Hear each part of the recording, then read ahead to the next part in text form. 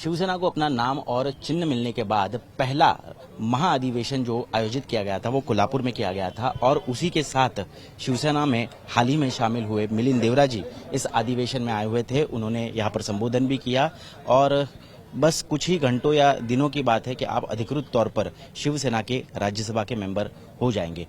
क्या फीलिंग है, आज क्या क्या भाषण में आपने संबोधन किया?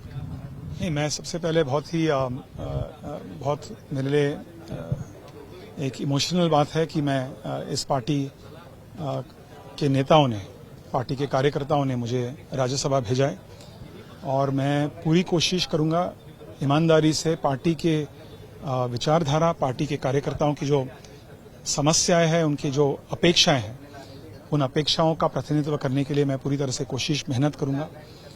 एक बहुत अच्छा टीम है इस पार्टी में। एक बहुत ही डेमोक्रेटिक प्रक्रिया से मैंने देखा है कि एकनाथ जी, श्रीकांत जी, पार्टी के नेता काम करते हैं, जो दूसरी पार्टियों में और इस पार्टी में बहुत अंतर है। तो मैं एक डेमोक्रेटिक विचारधारा में मैं विश्वास करने वाला व्यक्ति हूं और एक नेता हूं, और इसलिए मुझे एक डेमोक्रेटिक पार्टी के माध्यम से काम करने का जो अवसर मिला है, इसके लिए मैं शिंदे साहब का, पार्टी के सभी नेताओं का, कार्यकर्ताओं का बहुत बहुत आभार व्यक्त करना चाहूँगा। 45 प्लस का नारा है और आज तो यहाँ पर शपथ ली गई कि महाराष्ट्र में लोकसभा में 48 जो एमपी चुन के आएंगे वो महायुति के होंगे। इसके लिए क्या कुछ खास तैयारी करने वाली है पार्टी? देखिए, सबसे बड़ी जो बात है जो महायुति के लिए, खास करके महाराष्ट्र में, केंद्र में भी और महाराष्ट्र में भी, कि दूसरे पार्टियों में, दूसरे युतियों में नेतृत्व नहीं है। वहां नेतृत्व नहीं, वहां कंफ्यूजन है। यहां नेतृत्व है, यहां समन्वय है। यहां शिवसेना, शिंदे साहब के नेतृत्व में भाजपा, एनसीपी, तीनों पार्टियां मिलकर, अन्य साथियों के साथ मिलकर कोऑर्डिनेशन बढ़ाने की कोशिश कर रहे हैं।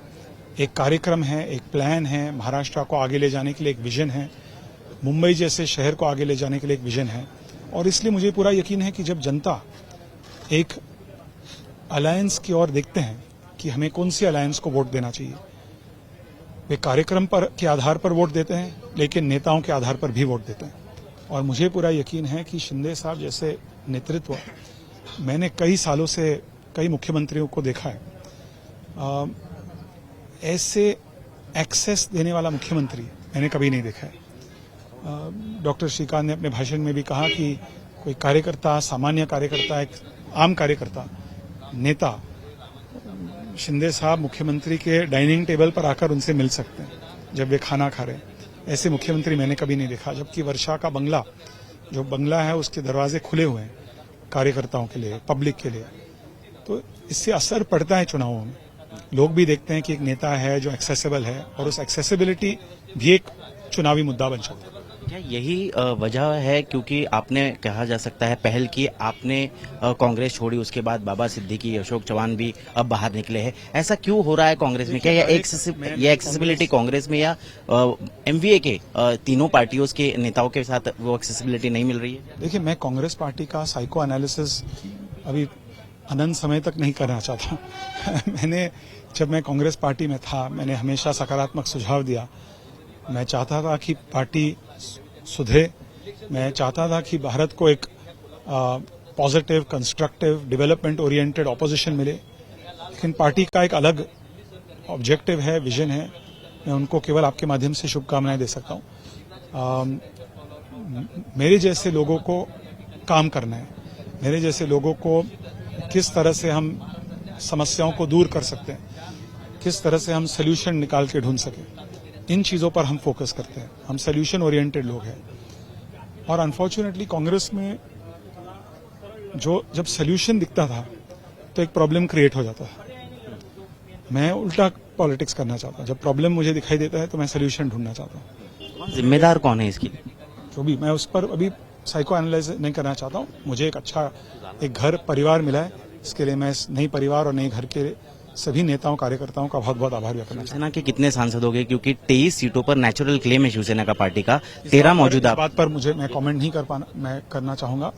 लेकिन महायुति में जो कोऑर्डिनेशन जो मैंने देखा है, बहुत ही अच्छा, बहुत ही सकारात्मक, बहुत ही अच्छा समन्वय हो रहा है। और पार्टी के नेता जब साथ में मिलकर चर्चा करेंगे तो मुझे पूरा यकीन है कि एक इक्विटेबल डिस्ट्रीब्यूशन ऑफ सीट्स कर पाएंगे।